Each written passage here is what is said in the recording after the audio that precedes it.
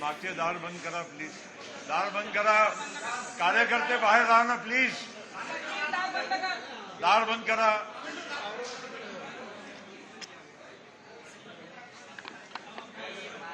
नमस्कार मित्रांनो. मागील 2 मेच्या दिवशी यशवंतराव चव्हाण प्रतिष्ठानमध्ये आदरणीय शरद पवार साहेबांच्या पुस्तकांच्या जीवन 2015 पासून आजपर्यंत पार्ट 2 त्या प्रकाशनच्या वेळी आदरणीय शरद पवार साहेबांनी त्यांच्या भाषणात अचानक एक अतिशय महत्वाची सूचना केली होती की मी आज दिवसापासून राष्ट्रवादी काँग्रेस पक्षाच्या अध्यक्षपदाचा राजीनामा देत आहे.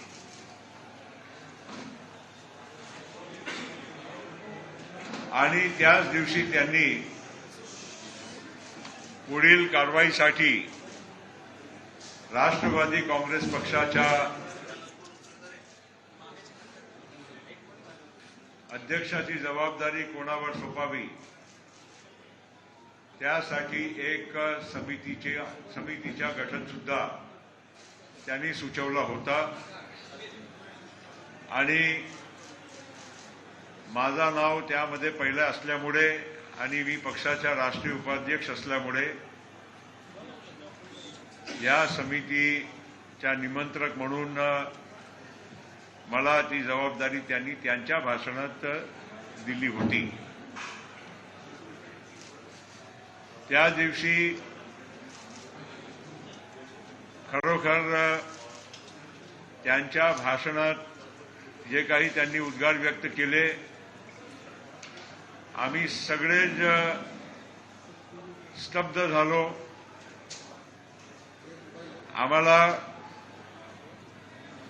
अजिबात कल्पना नव्हती की आदरणीय पवार साहेब असा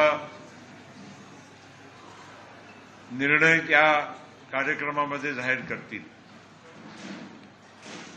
आपण सगळे बऱ्याचपैकी तिथे होते आणि जे काही चव्हाण सेंटरच्या हॉलमध्ये दृश्य आपण पाहिले सगळ्यांची भावना सगळ्यांनी व्यक्त करण्याचा पण त्या दिवशी प्रयत्न केला. आणि चव्हाण सेंटरच्या कार्यक्रमानंतरही माझ्यासारखे अनेक पक्षाचे ज्येष्ठ मान्यवर यांनी पवार साहेबांची भेट घेतली. एकदा नाही वारंवार घेतली. आणि आम्ही त्यांना सारखी विनंती त्या दिवसापासून करत राहिलो की साहेब आज देशाला राज्याला आणि पक्षाला तुमची फार मोठी जरूरत आहे आणि या पक्षाचा नाव आणि आधारस्तंभ फक्त तुम्ही आणि तुम्हीच आहात. शरद पवार साहेब आज आपल्या सगळ्यांना माहीत आहे की या देशामध्ये राज्यातच नव्हे पण देशामध्ये एक फार सन्मानित नेता आहे आणि त्यांचा अनुभव आणि त्यांचा व्याप या देशाच्या प्रत्येक तुम्हाला राज्यामध्ये तुम्हाला सुद्धा दिसत आहे. परवा आम्ही पंजाबला गेलो होतो बादल साहेबांच्या अंत्येष्टीसाठी.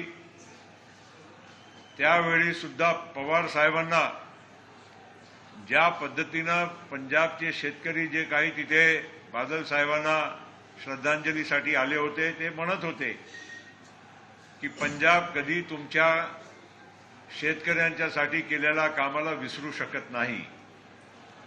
असे वेगवेगळ्या ठिकाणी तुम्ही देशाच्या कानाकोपऱ्यात गेले तर असे उद्गार त्यांच्याबद्दल व्यक्त होत आहे।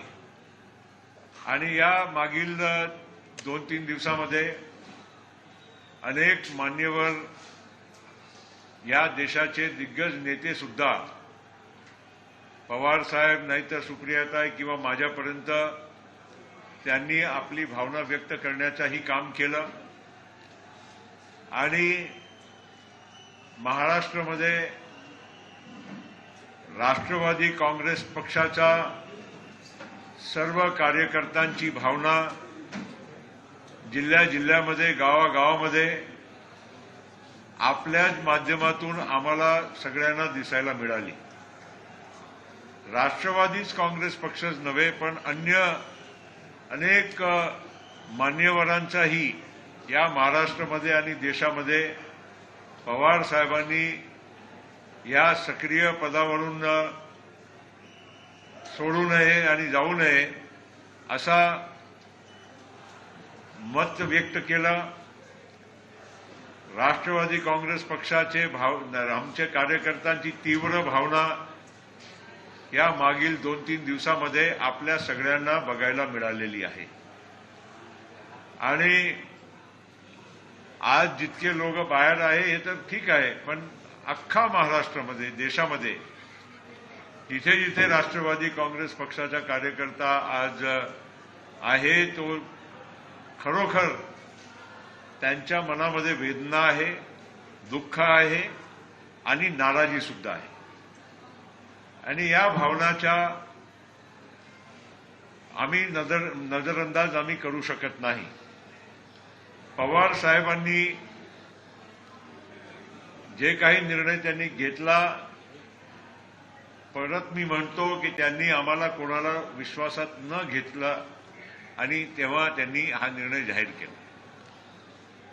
आज जी जबाबदारी एक कमिटीवर त्यांनी दिली होती त्याची बैठक आम्ही बोलवली।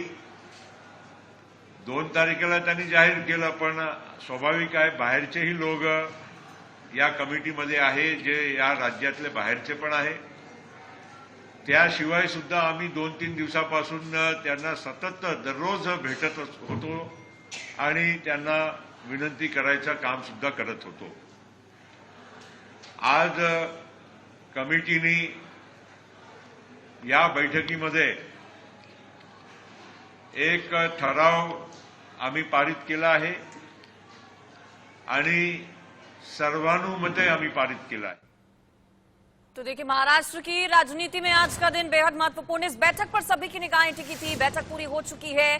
बैठक में कहा गया है कि विचार एक बार फिर से किया जाएगा शरद पवार की तरफ से। लोग हैं और खास करके राष्ट्रवादी कांग्रेस पार्टी के सभी कार्यकर्ता हैं।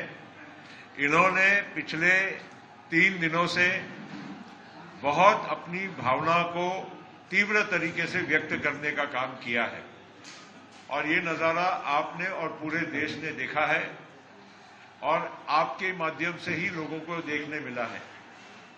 मैं यही कहना चाहूंगा कि आज उस समिति ने यहाँ पर बैठक उन्हीं के बनाई हुई समिति के अनुसार यहाँ पर आयोजित की और हमने सबने यूनानिमसली सर्वानुमति ये सर्वसम्मति से एक यहाँ पर अपना प्रस्ताव पास किया है और वो प्रस्ताव मैं पढ़ के केवल इतना ही बताऊंगा कि राष्ट्रवादी कांग्रेस पक्ष के राष्ट्रीय अध्यक्ष देश के नेता माननीय शरद पवार साहब, इन्होंने राष्ट्रीय अध्यक्ष पद का इस्तीफा देने का अपना विचार व्यक्त किया था।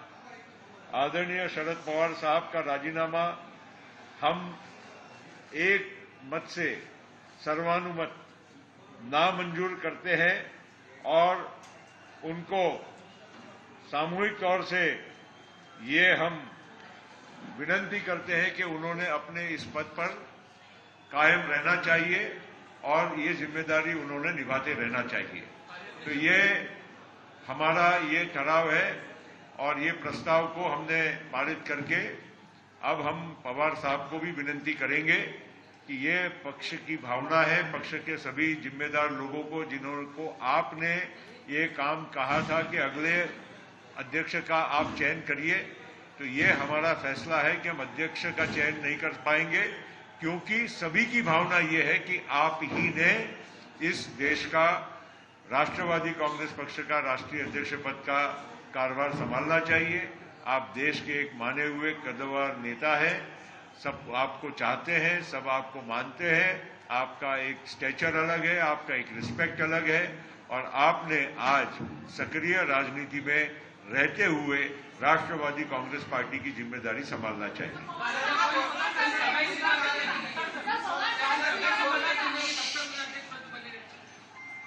हमने कोई मर्यादा तो नहीं रखी है ना, हम चाहते हैं, और अभी पिछले ही साल पवार साहब को राष्ट्रीय अध्यक्ष पद के लिए हमने फिर से हमारी राष्ट्रीय बैठक में हमने दिल्ली में उनको चुना हुआ है, तो उनका कार्यकाल जब तक है तब तक तो उनको रहना ही है, और उसके बाद वो तो पार्टी फैसला करती है। पवार साहब ने खुद जो व्यक्त किया अपना डिसीजन, उसको पार्टी मंजूर नहीं करती है और उनको गुजारिश करती है, विनती करती है कि आपने अपने पद पे कायम रहना।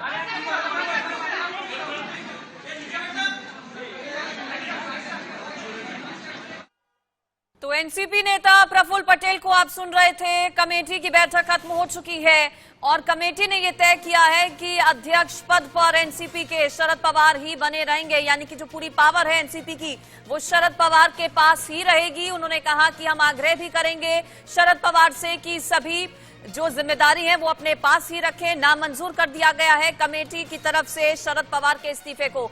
इस पर मेरे साथ अभिषेक जुड़े हैं, इंडिया न्यूज संवाददाता। अभिषेक, माना जा रहा था कि आज का बहुत बड़ा दिन महाराष्ट्र की राजनीति में, एनसीपी की राजनीति में, बैठक की बड़ी बातें क्या, और क्या बैठक के बाद अब ये माना जाए कि जो पूरी पावर है वो पवार के पास ही रहेगी अभी?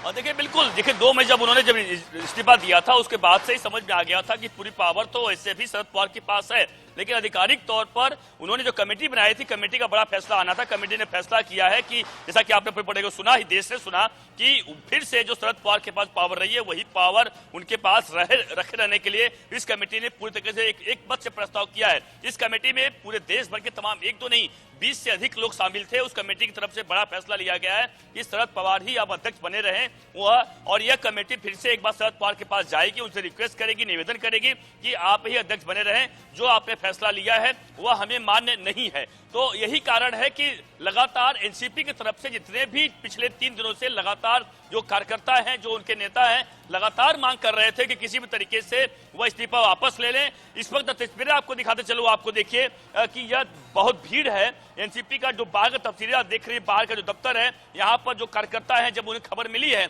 वह लगातार यहाँ पर खुश हैं और एक तरह जश्न मना रहे हैं कि उन्हें लग रहा है कि अब उनकी बात बन गई है। लेकिन अभी पूरी तरह से खेल बाकी है। शरद पवार के हाथ में पाले में गेंद है। अब शरद पवार इस पूरे मामले में क्या फैसला करते देखना होगा, क्योंकि जो कमेटी बनाई थी उन्होंने नया अध्यक्ष चुनने के लिए, उस कमेटी ने तो उनके उस प्रस्ताव का, यानी यूं कहें उनके जो इस्तीफा दिया था उस इस्तीफे को नामंजूर कर दिया। और उन्होंने कमेटी इसलिए बनाई थी कि नया अध्यक्ष चुनने के लिए कमेटी बनाई गई थी। नया अध्यक्ष कोई नहीं चुना गया, क्योंकि पूरे राज्य से या पूरे देश भर जितने भी एनसीपी के चाहने वाले हैं, शरद पवार के चाहने वाले हैं, सब लोग लगातार मांग कर रहे हैं, विरोध कर रहे हैं, प्रदर्शन कर रहे हैं कि शरद पवार ही बने रहें। अभी थोड़ी देर पहले यहाँ पे हमने देखा कि एक ऐसा कार्यकर्ता जो भिवंडी से आया था, वो उसने अपने ऊपर रॉकेल छिड़क लिया, आत्महत्या करने का प्रयास कर रहा था, आग लगाकर उसे पुलिस ने रोका, लोगों ने रोका। तो समझिए किस तरीके से लोगों का एक जुनून है, किस तरीके से एक उस्मानाबाद की अगर मैं किसान की बात करूं, वो पेड़ पे पिछले 3 दिन चढ़ा हुआ है, वह कह रहा है कि जब शरद पवार इस्तीफा वापस नहीं लेंगे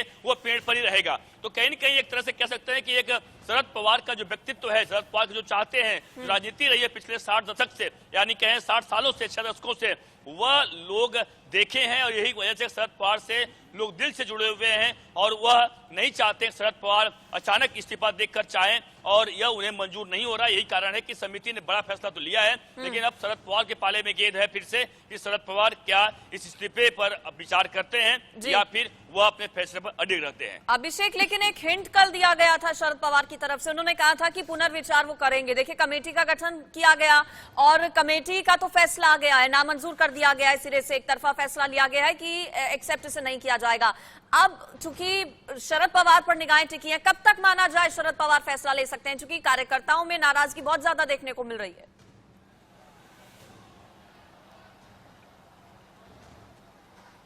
बिल्कुल, देखिए सही कहा आपने। शरद पवार जब कल कार्यकर्ताओं से अभी सेंटर मिल रहे थे, मैं खुद मौजूद था वहां पर, उन्होंने बिल्कुल हमारे सामने ही कहा कि आप लोगों को यह प्रदर्शन करने की जरूरत नहीं पड़ेगी, 1-2 दिन में इसका फैसला हो जाएगा।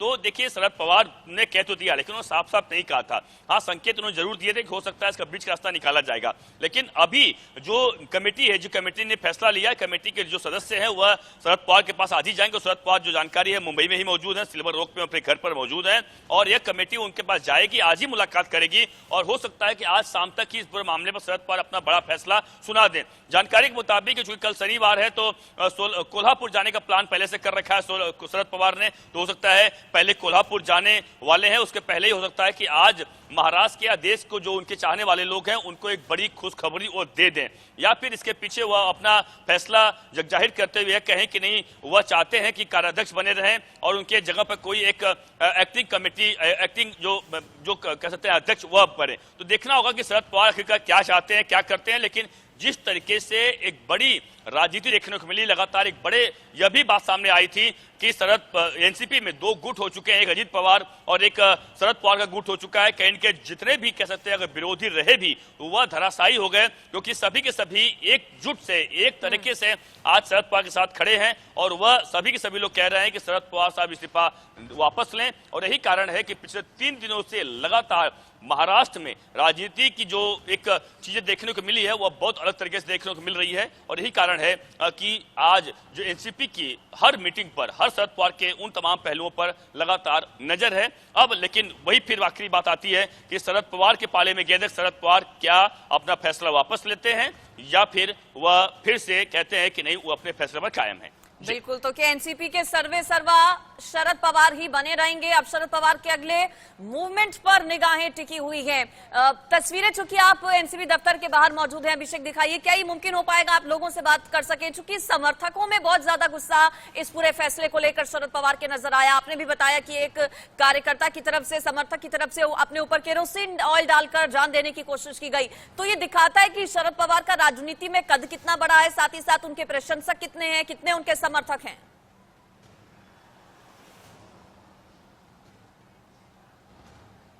बिल्कुल, जरूर मैं उनसे आपसे बात करा पाता दिखाऊंगा बिल्कुल, लेकिन 2 चीजें इसमें आ गई हैं कि एक आपको पता है, दिखा दे तस्वीर दिखाते चलूं आपको।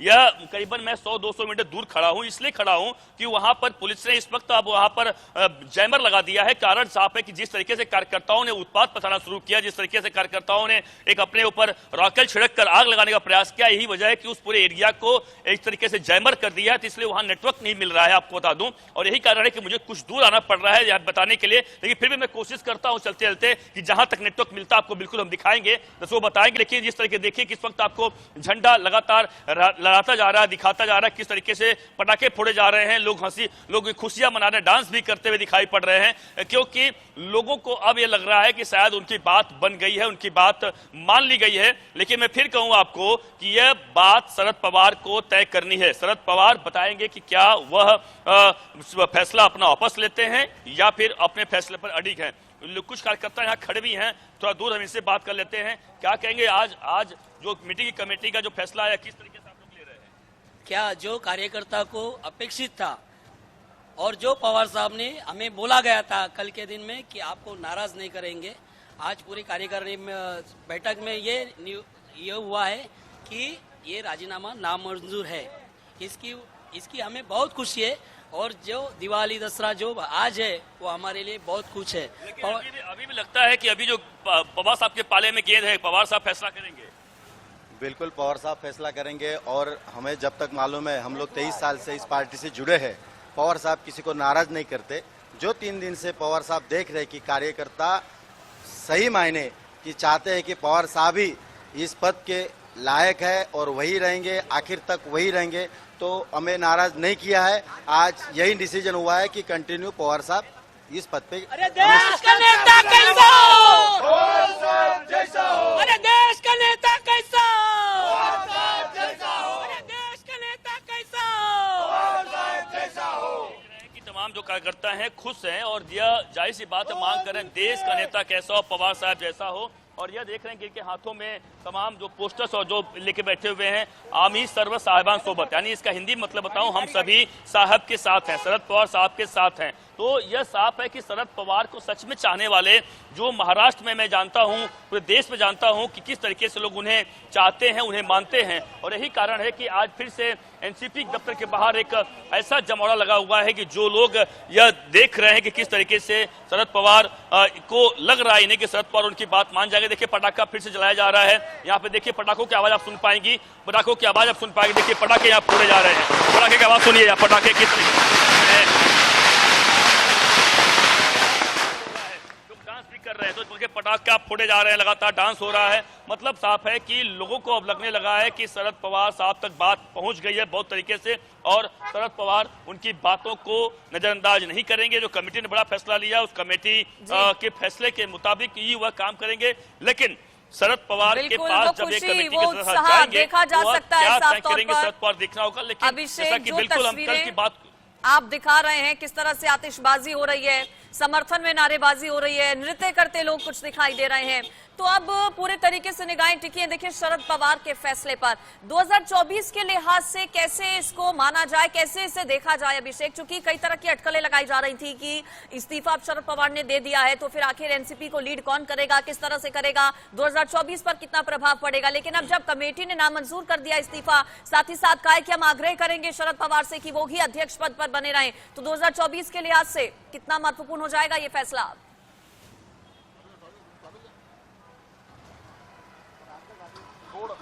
बिल्कुल बिल्कुल देखिए 2024 के महत्व अगर हम देखें, शरद पवार अगर इस्तीफा अपना वापस ले लेते हैं तो सब यकीन मानिए कि बिल्कुल 2024 पर बड़ा असर पड़ेगा। क्योंकि शरद पवार का एक्टिव पॉलिटिक्स में रहना यह अपने आप में बहुत महत्वपूर्ण हो जाता है, क्योंकि वह राजनीतिक ऐसे चाणक्य कहे जाते हैं कि जो कहते क्या है करते क्या है यह शायद किसी को पता नहीं होता है। कहा उनके बारे में जाता है कि उनके दोनों हाथों में क्या होता है, एक हाथ पे क्या होता है, दूसरे हाथ पे क्या होता है, यह उन्हें खुद पता नहीं होता है। मतलब उसे कहने का मतलब साफ हो जाता है, कहते कुछ है करते कुछ है।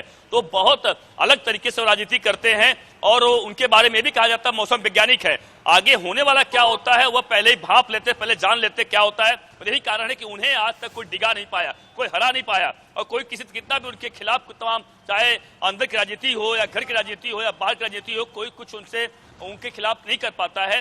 जरा सा भी कहीं वो महसूस करते हैं कुछ गड़बड़ी अगर होती रहती है तो यकीन मानिए कि इस तरीके से बड़ा फैसला लिया। यही वजह है कि बताया जा रहा है कि उन्हें लगा था कि पार्टी में कुछ गड़बड़ हो रहा है, इस वजह से उन्होंने एक बड़ा ब्रह्मास्त्र चला था और वो ब्रह्मास्त्र चलते ही देखा किस तरीके से एनसीपी के तमाम जो नेता हैं कार्यकर्ता एकजुट हो गए। तो हो सकता है उनकी बड़ी एक रणनीति रही हो कि इसके पीछे की रणनीति रही हो। लेकिन हाँ, अगर सब कुछ सही है तो जितने भी लोग जो कमेटी में हैं, जो नेता हैं, वो यह कह रहे हैं कि अगर शरद पवार साहब अभी इस्तीफा दे देंगे, 2024 का इलेक्शन है उसके पहले इस्तीफा देना सही नहीं होगा। वह चाहते हैं कि 2024 तक कम से कम वह जो लोकसभा का चुनाव होने वाला है, महाराष्ट्र विधानसभा चुनाव होने वाला, तब तक बने रहें कम से कम, ताकि लोकसभा चुनाव उनकी मौजूदगी में हो, यानी उनकी अध्यक्षता में हो, ताकि कोई जो तमाम जो थर्ड फ्रंट बन रहा है, कहे विपक्ष का एक बड़ा चेहरा है, उसमें शरद पवार की बड़ी भूमिका होगी, इसलिए उनका रहना बहुत जरूरी हो जाता है। महत्वपूर्ण बात आप कह रहे हैं अभिषेक। क्या ये भी अभिषेक रणनीति का एक हिस्सा हो सकता है कि पहले इस्तीफा देना, चूंकि शरद पवार मंझे हुए खिलाड़ी राजनीति के माने जाते हैं, जैसा कि आपने कहा कि मौसम वैज्ञानिक कहे जाते हैं, कब क्या उनके दिमाग में चल रहा है, क्या स्टेप वो ले रहे हैं, किसी को नहीं पता होता। और यहाँ पर खुद प्रफुल्ल पटेल की तरफ से बात की गई कि वो इस बात से सभी लोग पूरे तरीके से अनजान थे कि शरद पवार इस्तीफा दे सकते हैं। तो क्या ये भी एक रणनीति का हिस्सा रहा, ये जांचने के लिए, भापने के लिए कि कितना जन समर्थन है उनके साथ?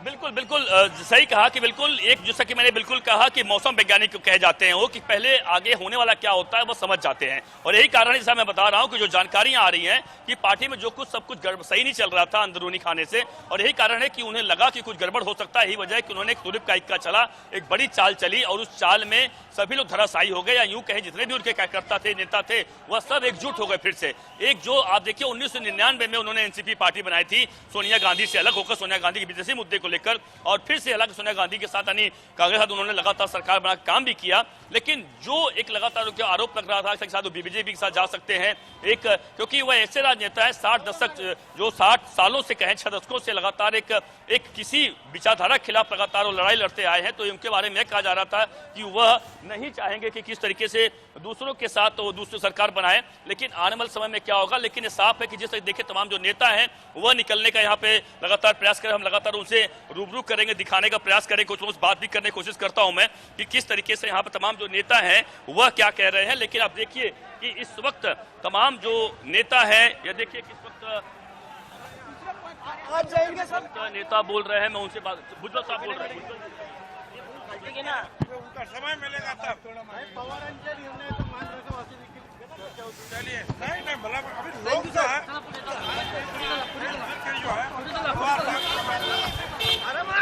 उनको ही बनना पड़ेगा। भुजबल साहब क्या कहेंगे सर, पहली प्रतिक्रिया क्या कहेंगे भुजबल सर?